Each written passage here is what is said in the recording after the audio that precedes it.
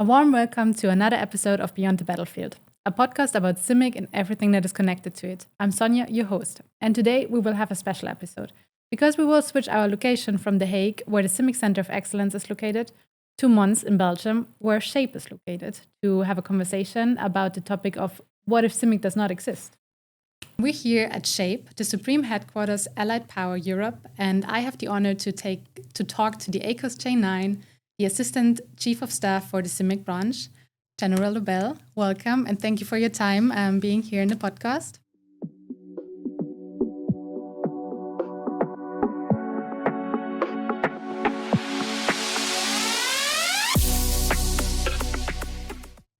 Before we start with the actual topic, I'd like you to quickly introduce yourself to the audience so they know a little bit about your background and who am I talking to today. Okay, thank you. Thank you, Sonia. So very glad to be on the podcast, first of all. We have a very good relation with the CIMIC COE, obviously. And so I'm really happy to be able to contribute to the effort. Who am I? Well, as you can see from the flag on my shoulder, I'm a French flag officer. I've been serving in SHAPE now for 4 years. And only this past year in CIMIC. Before that, I was doing something in force development. I have a quite long NATO experience. I've been working with or within NATO for almost 20 years now, both here at the Operational Command or at the Transformation Command in ACT, and obviously in operations, which was my sort of the first half of my career. That I spent in the French Foreign Legion as an officer with a number of deployments. And what I told my team when I got to the CIMIC division is that I'm not a CIMICer by trade, but actually I've been doing CIMIC all my life, right? When I was in operations, I was working with civil authorities, with NGOs. I've worked in the international relations. I've worked in capability development, worked with industry. So basically, I think it's one of the underlying messages is that we basically all do CIMIC or whatever we want to call it, but we'll get into that later on. Definitely. I actually want to start with this already because I heard it so many times that people say, okay, everyone is doing CIMIC. Why do we need it separately? And this is kind of the topic of the episode. Mm-hmm. So what if CIMIC is not existing? As everyone is doing it, why do we have a separate branch for CIMIC with so many people actually working in it, working on analysis and assessment, on the civil environment, on the overall picture? How or why do we have it? And why are so many working in it, even though everyone is doing CIMIC?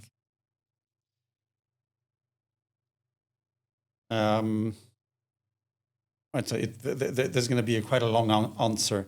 When I say everybody's doing CIMIC, it depends obviously on what we understand by CIMIC. What I'm trying to say is that everybody owns a little bit and pieces of CIMIC, which is, it's civil-military interaction, right? Yeah. We all do it. When I go home in the evening, I take off my military dress and I become a civilian, right? Yeah. And I have a wife who is a civilian and my friends are also civilians. We all live in the civilian world, right?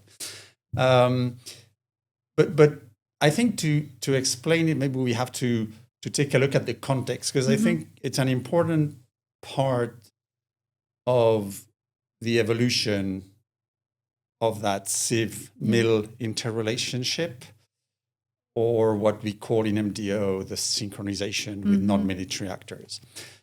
And that's probably a key point.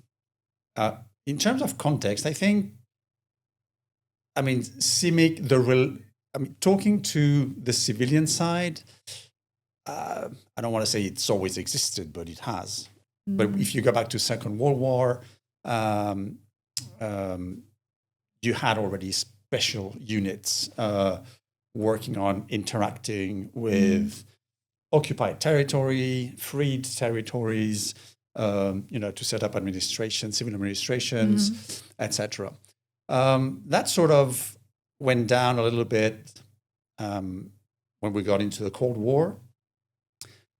And there was a sort of peak in really recreating that sort of civil affairs spirit when we started getting with NATO into crisis response operations and out of area.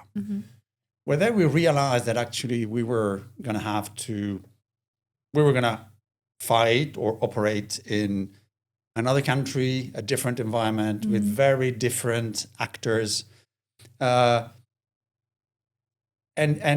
those sort of operations brought in a lot of in what we call the comprehensive approach. So basically all actors from all environments coming to sort of build the whole puzzle, because it was a whole of society approach. And so that's where sort of we really started working on the CIMIC part, which is basically civil military interaction and civil factor integration. Basically understand what's around us and to how to talk to whoever we need to talk to and interact with.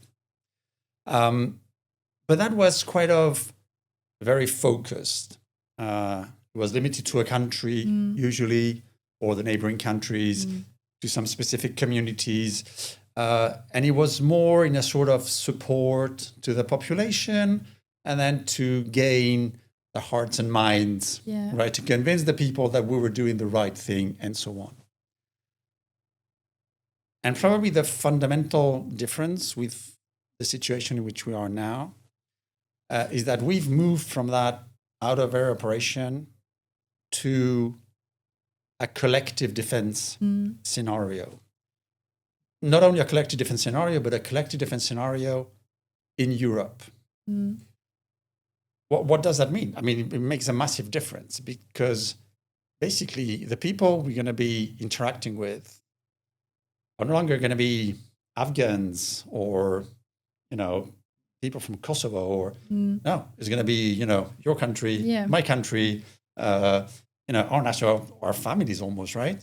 Our governments, our population, our infrastructure, our networks, all of it. And we're going to be playing in that massive entanglement of European civil societies. And there's no way we can move around just as we did in the middle of the desert or in Afghanistan or whatever. It's going to be very different. So, and that's where I think, to answer your question, sorry, it was a little detour. No, it's all good. When you say, what if CIMIC didn't exist? Well, it depends on whether we're talking about the structures or the functions. If we're talking about the structures, if my division didn't exist, but my division was spread out across the headquarters, or someone else was doing it, no big deal. Now, if the function didn't exist, meaning we just, get rid of all the people doing CIMIC stuff, and we just stop doing it. The good news, I would say, is that to me, it's just not possible. Because we do it, as I said, on a daily basis. I mean, our J4 logistics, they do contracting with civilian companies. Even the guy in charge of maintaining this thing, he's talking to the cleaning company. So we are talking to the civilian side or to the non-military actors. Now, at what level do you put it? If that function is kept, fine. The problem is it is spread out across the headquarters. And so each division only has their, I don't want to say stovepipe because it doesn't sound very well, but their individual view on the relation with the civilian world in their area. J4 with the logisticians, FinCon, the finances, talking to the guys in finance, outside, etc., etc. But nobody really has the overall view of all those interactions and is able to say, well, this is going to affect SACEUR's plans. Because in the end, that's what we're trying to achieve. We don't do CIMIC or interaction with the civilian, with non-military actors because we love it. It's just because my role is to make sure that SACEUR can execute his plans in the best possible way in the middle of that sort of situation of civilians, networks, etc., etc., etc. That's my job. Understand how it affects it, and that's it. So we would need something. Now, does it have to stay in J9? In my view, it should almost sit at the core of operations, where you have mainly the J2, the J3, okay? And they are both responsible for integrating all the elements we have about their domains. May I just interrupt you for a second? Yeah. Because not everyone from our listeners is aware of the different sections with J2, J3, J4. And sure, absolutely. So could you maybe quickly explain those two sections you just mentioned for everyone to be on the same page? Yeah, sorry. Clearly. So in the headquarters is divided in divisions. Like my division is J9, and in all other headquarters, J9 is doing CIMIC. And then so you have J1, who is human resources, J2, intelligence, J3, operations, J4, logistics, J5, plans, and so on and so on. So if you take the core of the operational bubble, it's J2, intelligence, understanding what the enemy is going to do. And J3 is understanding the number of troops, the type and number of troops we have, and how we need to use them to face the actions of the red side. Okay, and so we call that also the red picture and the blue picture, which basically explains what the Reds do, and we explain what we are doing to counter that. But as I said, we have those two pictures, and right now we have the impression that in the middle between those two, the red and the blue, there's nothing. Yeah. But as I said, in the middle there, you have 1 billion citizens from our nations with all their traffic, houses, infrastructure, etc., etc., etc. And I'm not even talking about data centers, internet cables, air traffic, maritime traffic, civilian, right? All that's in the middle. And that is what we now call the white picture. And that white picture allows us to understand what's going on there. And the whole point is to understand how this white picture is going to affect our operation. Yeah. For the time being, we know how the enemy is going to affect our operation. That's it. But we need to understand what environment we're going to be fighting. Yeah. Especially now with the changing situations and the changing battlefields. Of course, and I mean, we see that every single day in Ukraine. We see that in the Gulf. Obviously, one of the first targets in the Gulf were the Amazon or the AWS data centers, because the Iranians know it's important. Yeah. That if you cut internet, well, it's going to be more complicated for others to work. From there, so as I said, CIMIC is somewhere. Someone has to integrate it. Yeah. And I'm happy we are doing it. But again, this could be done by someone else. If now the operational side wants to do it or bring us in to do it, more than happy. But I think what is key is that those three are complementary. Understanding the enemy, understanding our forces, but also understanding our civil environment in the middle. Yeah. That's our job. Yeah, definitely. I think when we also look at the different levels, like the tactical one, the operational one, and the strategic one, there are some moments where you just, as you said, you always do CIMIC. You can't not talk to a civilian person because they're everywhere. Like we do talking now, or if you talk to someone at the supermarket or a gas station or wherever. So you always have these interactions. So I think on tactical level, there will be always the CIMIC part. But if we look at the operational or the strategic level, if we do CIMIC not in a separate branch, but if we integrate it into the operational sections or the operations section, the planning section, do you think there could be any gaps that we miss or that we just overlook? If we didn't have one... Yeah, if we didn't have the J9 section, but it's integrated into the core planning. Well, I am convinced we would be missing something.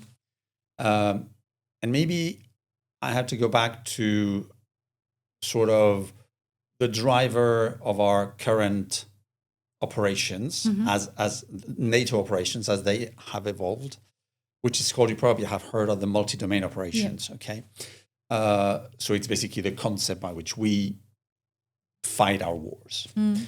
And the definition of multi-domain operations is, on one hand, orchestrating military domains, so air, land, maritime, cyber, space.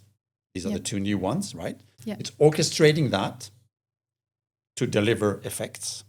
That's the first part. And that's basically what we've been doing forever, right? We've just added cyber and space, and we do it. We know how to do it. We understand.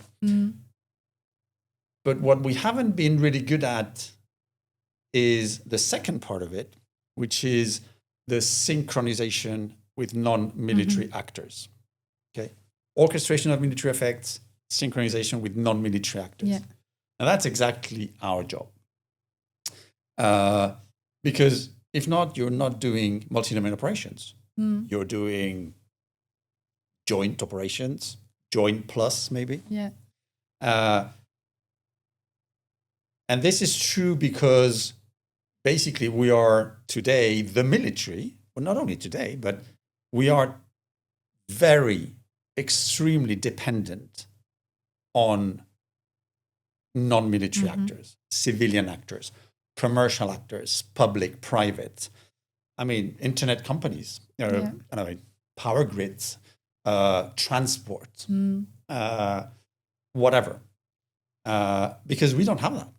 You know, since the end of the Cold War, we've gotten rid of so much stuff. And now we've basically externalized, outsourced all that. And a lot of it is now civilian.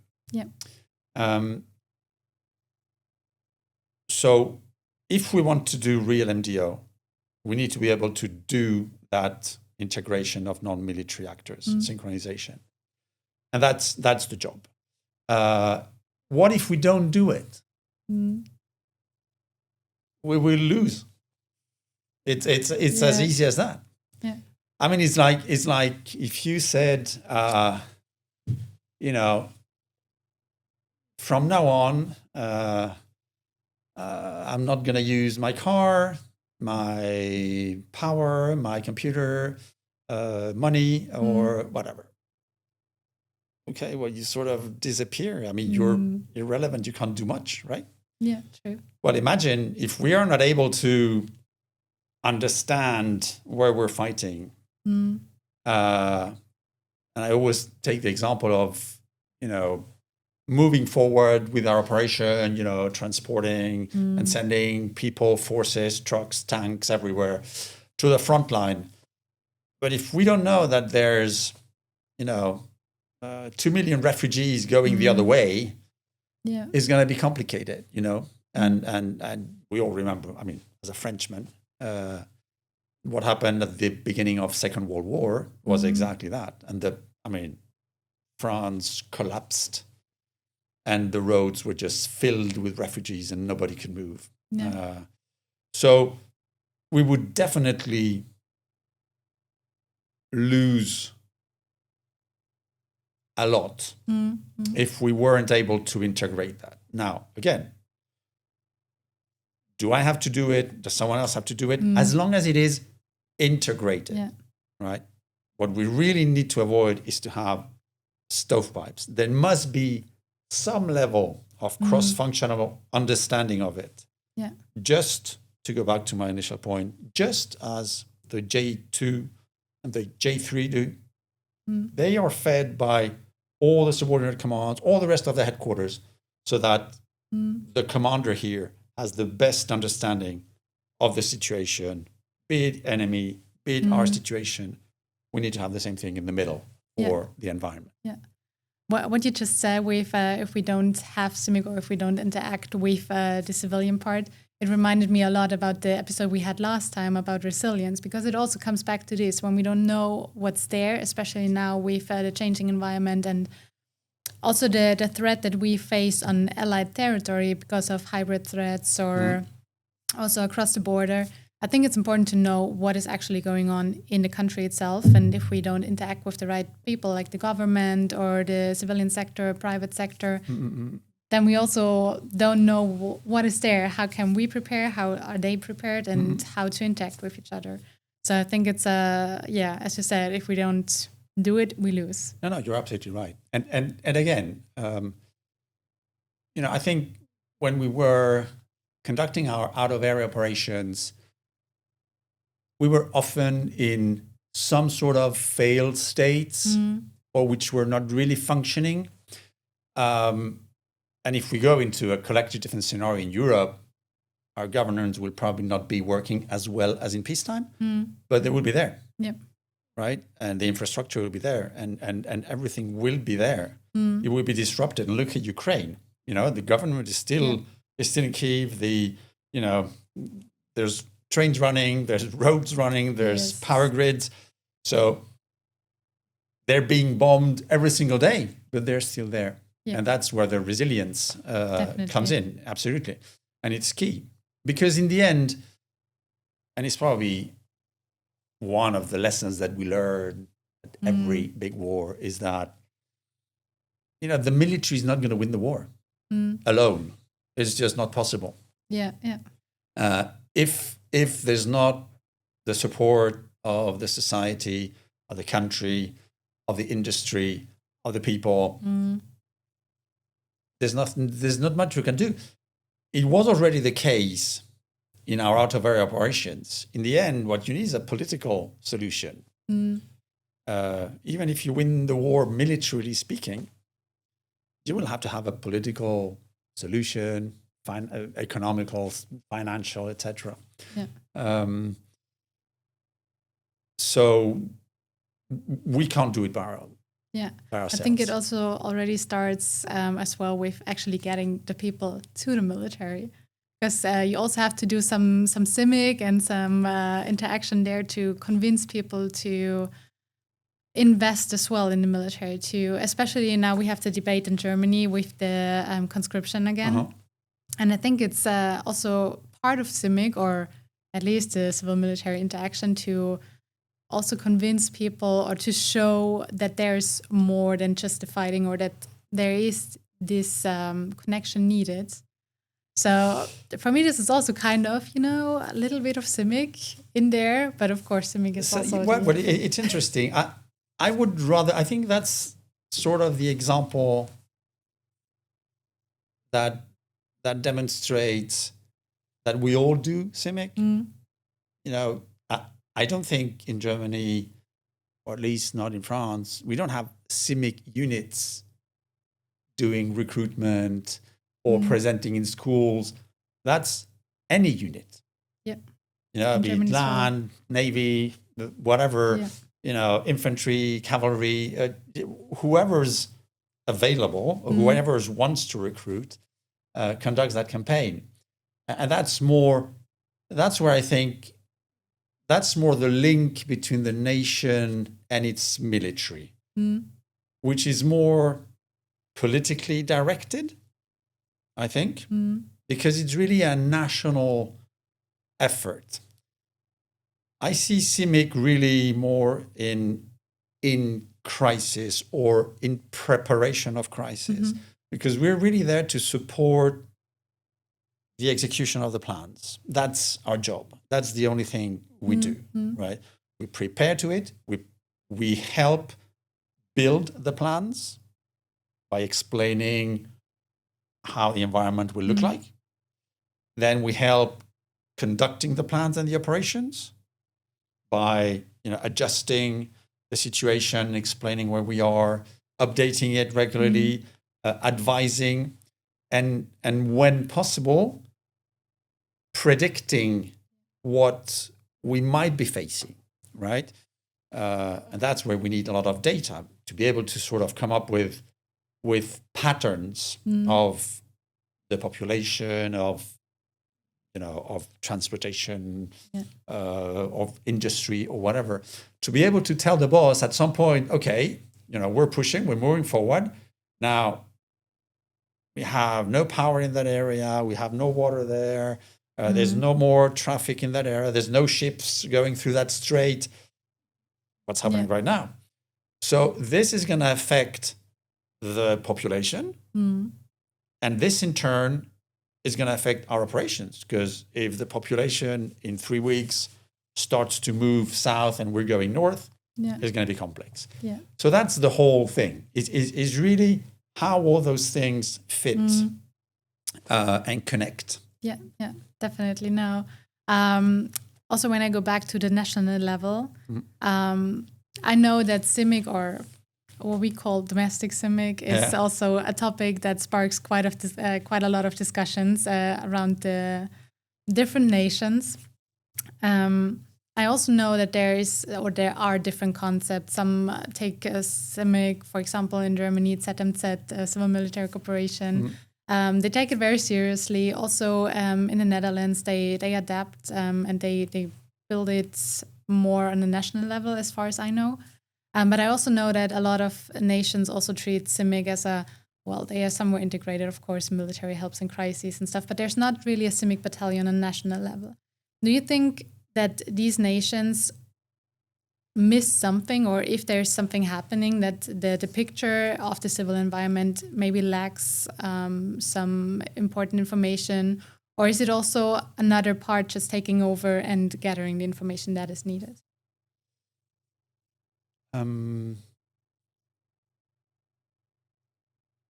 I would say that, from my perspective, again, that's me, the lower you get, the less you need the CIMIC as I see it. And maybe, so the first thing I told my team when I came here is we should change the name. Because when you say CIMIC, you immediately imagine someone distributing water bottles in Afghanistan or opening a school for little girls in Africa or in Kosovo, whatever. Okay. That's not what we're doing right now. We did that, and I think those specialized units did it pretty well with good results, and it was really that, winning hearts and minds. Yep. I am convinced that if we go into a collective scenario in Europe, we will probably have the population on our side because it's our population. Yes. Well, at least we hope, right? And sorry, what was the initial question? I'm diverging all the time here. No, it was about the national approach. Oh, the national, yeah, indeed. No, from the tactical to the... So I see more the need for CIMIC at higher level. At the tactical level, I've been a platoon leader, I've been a company commander, I've been a battalion commander. When we were either in operations or doing exercises in France or wherever we were, I didn't have a specialist CIMICer to go and talk to the mayor to tell him, we're going to be fighting in the town, or we're going to be, camping, or, doing our sleeping in that area or whatever. This was either my job or the job of the lieutenant or the guy who spoke the language over there. It's very natural, right? We do it. We know how to do it. It's not complicated. If we have to buy food for 1,000 people and, we have money or a check, we just go and do it, right? Yeah. I do that in my civilian life. I can do it with a military uniform. Yeah. So interacting with people, understanding my immediate environment is something I can do. Now, the advantage of having these units is that you don't need to divert, fighting soldiers to that specific task. So they can focus on it. So, if they're there, brilliant.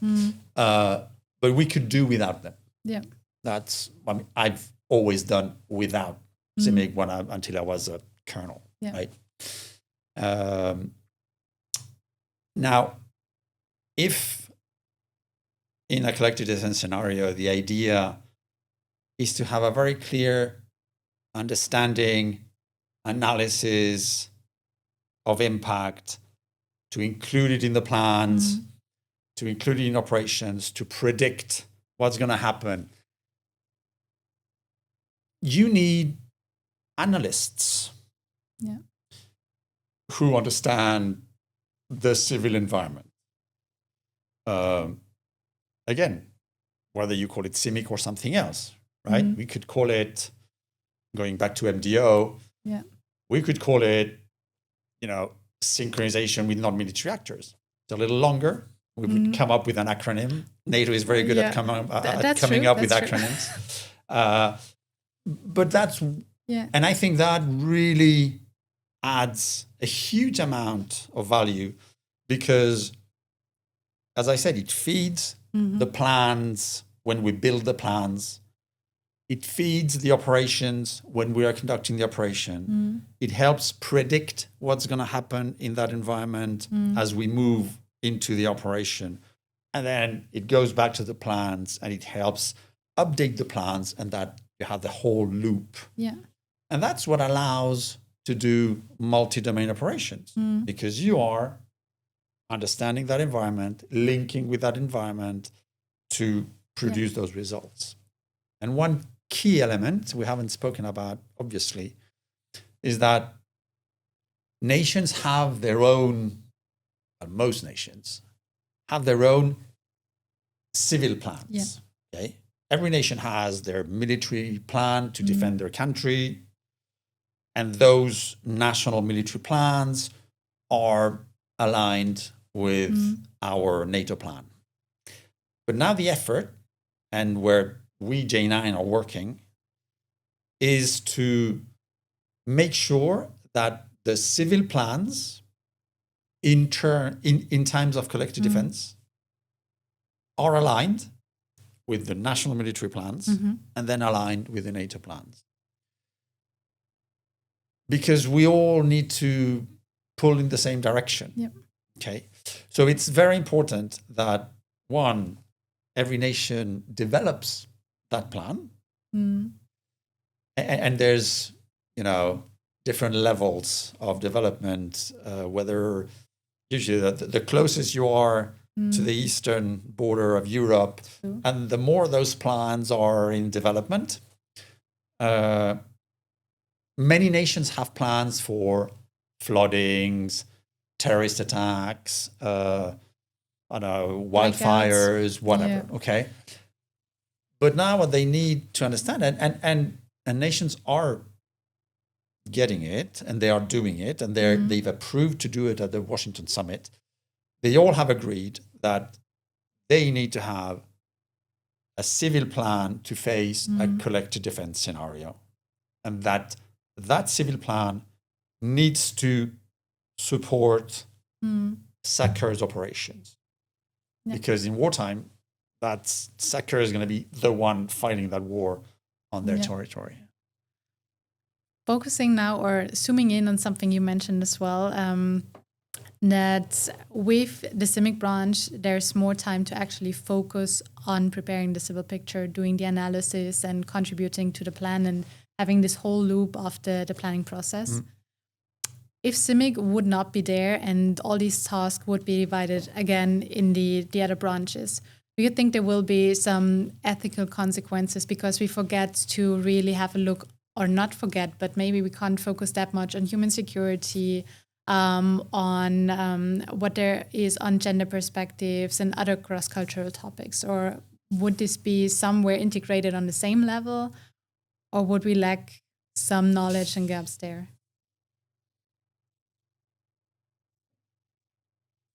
I don't think so. And again, for obvious reasons.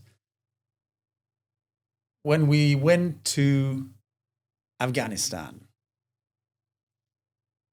that was not a European society, with a high understanding of, equality, gender equality, financial control, building integrity, all that stuff. So I think our role was sort of to mitigate the difference between the society we were working in and our, Western forces. Okay, so there was a real need to make that junction, understanding, make sure that we understood what was happening in that country, understand their culture, the way they worked, etc., etc. Yeah.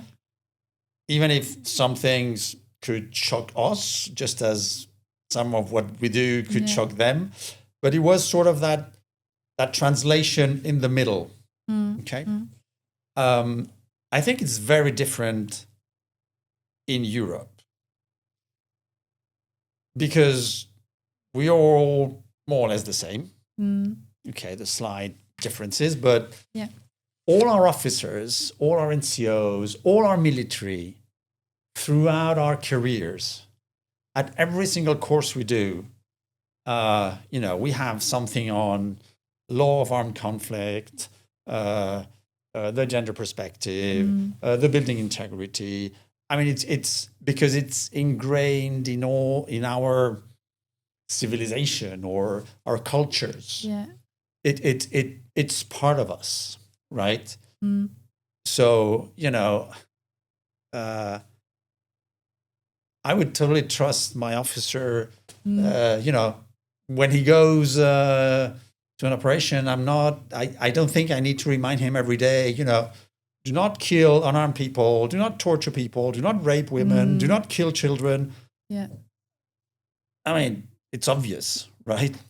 Yes, it should be. Well, it should be, and hopefully it should be. Yeah. So, but again, I think we go through this. We're trained for that, all of us.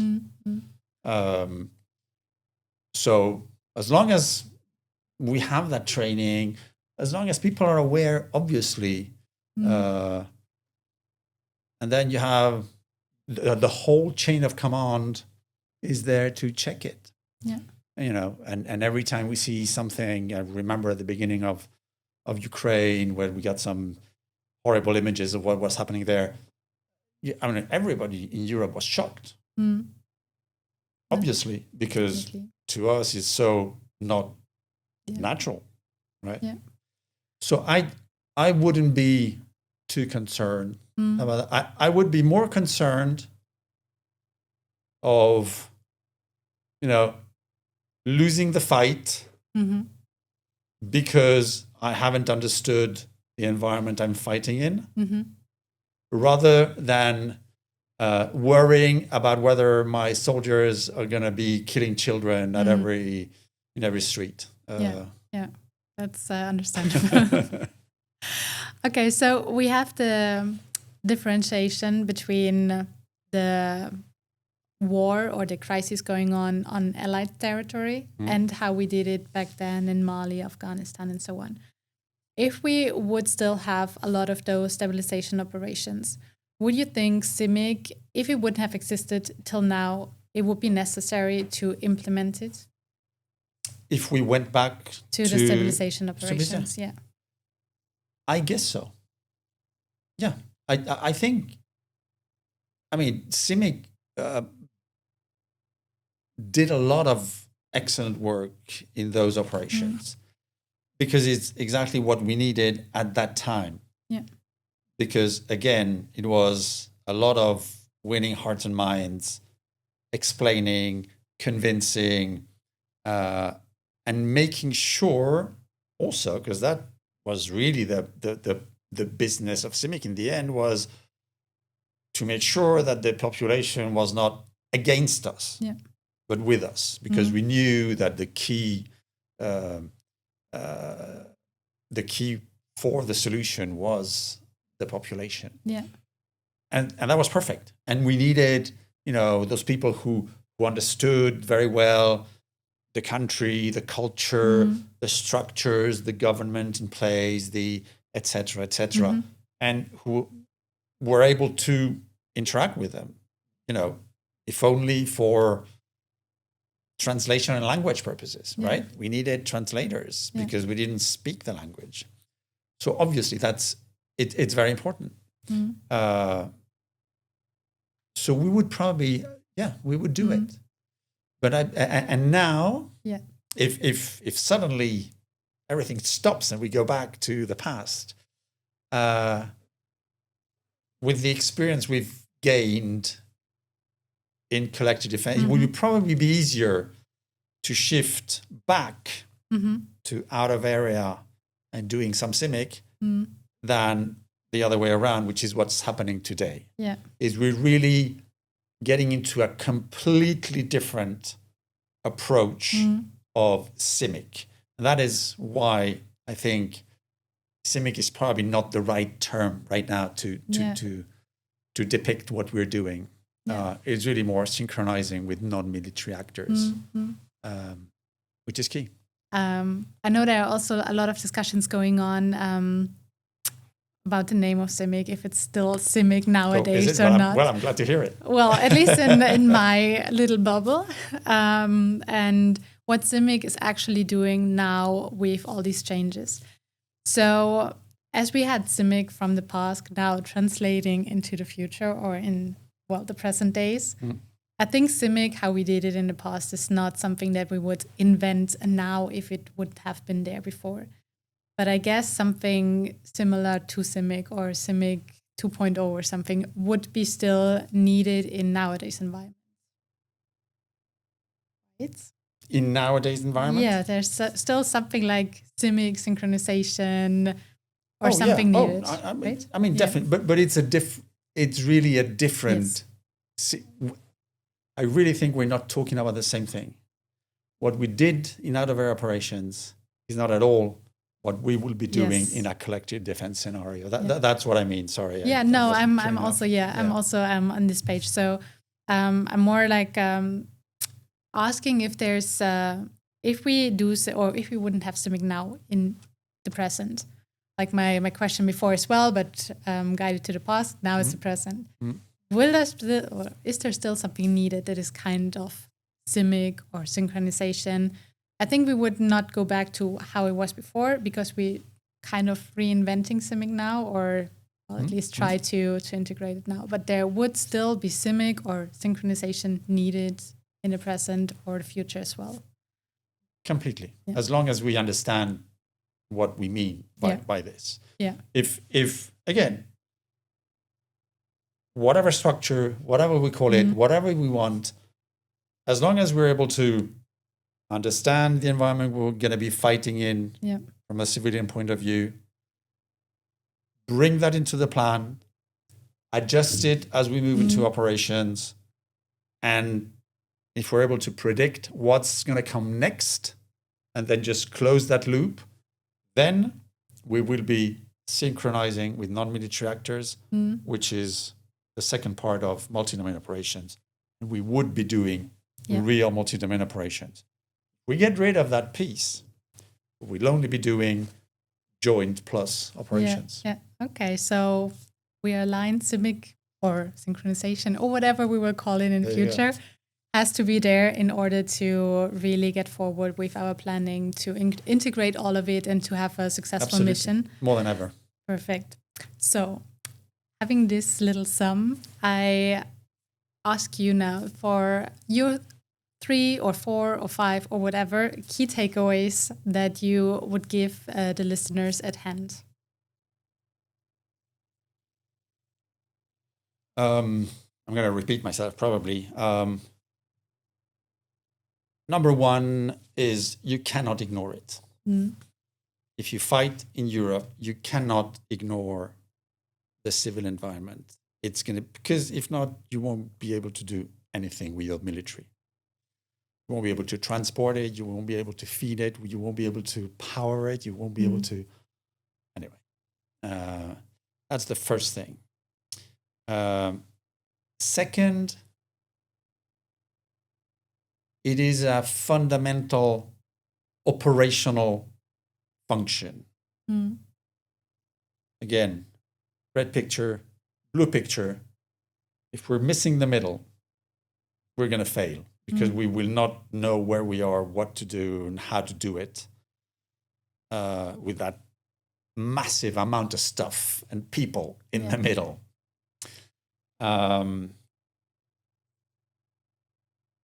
We will fail. We will not be delivering multi-domain operations.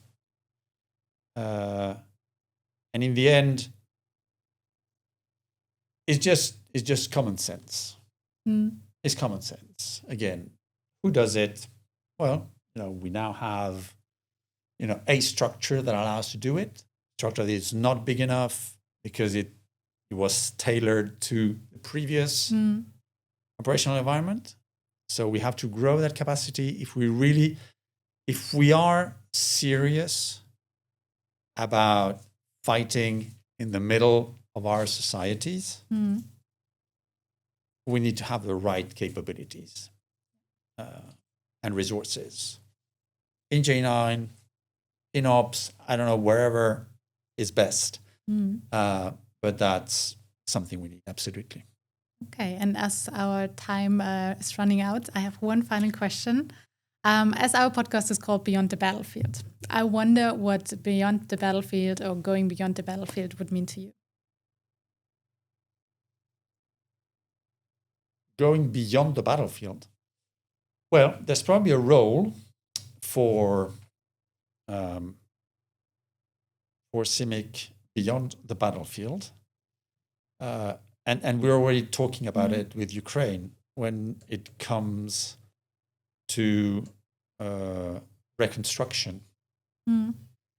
So maybe before that, if at some point you liberate some territories, first of all, you have to have someone to manage that area. That's the first thing. If the government is able to do it, brilliant. If not, we need to be able to do it. And then you have the whole reconstruction behind. And that's probably something where there can be also some expertise because of the expertise of the civil environment where the CIMIC function could support, I think, beyond the battlefield. Yeah. Okay, perfect. And as you are our first in-person guest outside of the CCOE bubble, we have a little present for you to just remember the CCOE and this little podcast. So our 20th anniversary cup and some chocolate for. Thank you very much. For busy times in between. In French. Merci. Merci beaucoup. Merci, Sonia. Merci beaucoup. Thank you so much. Thank you. Thank you. It was really and good. Thank you to our listeners once again to join this episode of the Beyond the Battlefield podcast, where we talked about what if CIMIC does not exist. And keep tuned for the next episode on climate change and how it impacts the CIMIC bubble, the CIMIC environment. And, next time, see you again in The Hague at the CCOE. You've been listening to Beyond Battlefield, produced by the Civil Military Cooperation Center of Excellence and hosted by me, Sonja. The views shared here reflect personal expertise and experience and do not necessarily represent official positions. Thank you for listening and see you next time.